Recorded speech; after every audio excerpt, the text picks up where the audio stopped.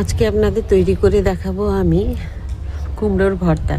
তো কুমড়োর ভর্তা যে কীভাবে আমি করছি সেটা দেখে নিই, আর খুব ঝটপট তৈরি করে খান।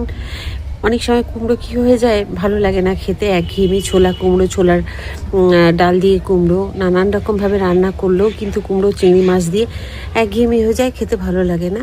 তো সেই কারণে তখন আর কি মনে হয় যে অন্য কিছু হলে ভালো হয়, কুমড়ো দেখলেই তখন বিরক্ত লাগে। কিন্তু আজকে যদি কুমড়োর ভর্তা তৈরি করে খান ভীষণ ভালো লাগবে। তো চলুন আপনাদের দেখিয়ে দিই, কিন্তু নিরামিষ একদম। চাইলে আপনারা রসুন পেঁয়াজ দিয়ে খেতে পারেন, কিন্তু রসুন পেঁয়াজটা কীভাবে কখন দিতে হবে সেটা আপনাদের বলে দেবো, আর একদিন তৈরি করেও দেখিয়ে দেবো আপনাদের। তো আজকে যে কুমড়ো ভর্তা করবো সম্পূর্ণ নিরামিষ, যাতে যারা নিরামিষ রসুন পেঁয়াজ যারা খান না তাদের জন্য, বা যারা খায় তাদের জন্য, সকলের জন্যই গরম ভাতে ভীষণ ভালো লাগবে। তো সাথে থেকে দেখে নিন কুমড়োর ভর্তা আমি কীভাবে করছি। আজকে আমি তৈরি করব কুমড়ো ভর্তা, তার জন্য কিভাবে তৈরি করছি দেখে নিই। দিয়ে দিচ্ছি হাফ চামচ জিরে, এরকম যে সাদা জিরে আমরা রান্না করি সেই রান্নার জিরে দিয়ে দিলাম।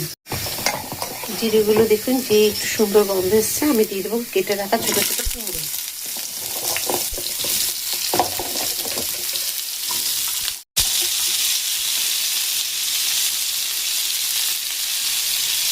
দেবো দুটো কাঁচা লঙ্কা আর হাতে একটু মতো আদা, টুকরো করে কেটে নিয়েছি আদাগুলো। আপনারা এখানে রসুন পেঁয়াজ খেতে চাইলে একটু পেঁয়াজ আগে ভেজে নেবেন, রসুনটাকে থেতো করে একটুখানি ভেজে নেবেন পেঁয়াজের সাথে। দিয়ে রসুন পেঁয়াজ ভাজা যেই দেখবেন একটুখানি সুন্দর হয়েছে, একদম যেন লাল হয়ে না যায়, তারপরে কুমড়ো দিয়ে দেবেন। তো এইভাবে করে নিতে পারেন। আবার একবার বলে দেবো আপনাদের, দিয়ে দিলাম পরিমাণ মতো একটু নুন, একটু সুন্দর করে ভেজে নেবেন।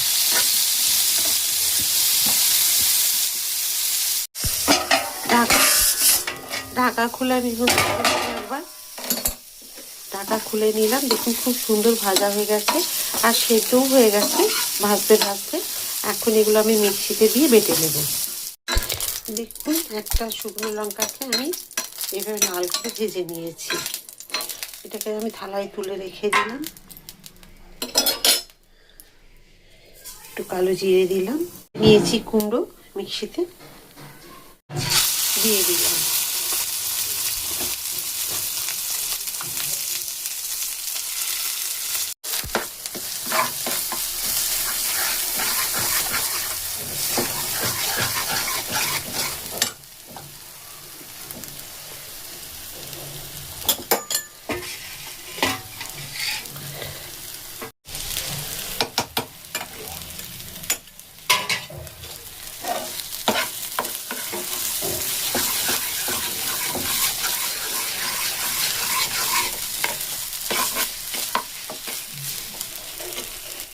আমার পুরো কুমড়ো ভর্তা রেডি।